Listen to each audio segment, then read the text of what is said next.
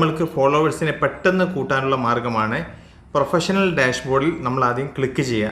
അതിനുശേഷം നമ്മൾ താഴേക്ക് പോയി കഴിഞ്ഞാൽ നമ്മൾക്ക് ഇവിടെ കാണാൻ സാധിക്കും, ടൂൾ കാണാൻ സാധിക്കും. ഒതറിൻ്റെ അടിയിൽ ടൂൾ കാണാൻ സാധിക്കും. ആ ടൂളിൽ ക്ലിക്ക് ചെയ്യുക. ടൂളിൽ ക്ലിക്ക് ചെയ്തിട്ട് ഈ പേ ഔട്ടിൻ്റെ താഴെയായിട്ട് നമുക്കിവിടെ കാണാൻ സാധിക്കും പീപ്പിൾ ടു ഇൻവൈറ്റ്, അതായത് എൻഗേജ്മെൻറ്റിൻ്റെ താഴെ പീപ്പിൾ ടു ഇൻവൈറ്റ് കാണാൻ സാധിക്കും. അവിടെ വീണ്ടും ക്ലിക്ക് ചെയ്യുക. അവിടെ ക്ലിക്ക് ചെയ്ത് കഴിഞ്ഞാൽ നമ്മൾ അപ്ലോഡ് ചെയ്തിരുന്ന വീഡിയോക്ക് എത്ര പേര് ലൈക്ക് ഇട്ടിട്ടുണ്ട്, എത്ര പേര് കമൻറ്റ് ഇട്ടിട്ടുണ്ട്, അവരെ നമ്മൾക്കിവിടെ കാണാൻ സാധിക്കും. ഇവിടെ ഇതിൽ 2 പേരുണ്ട്, ഇതിൽ ഒരാളുണ്ട്.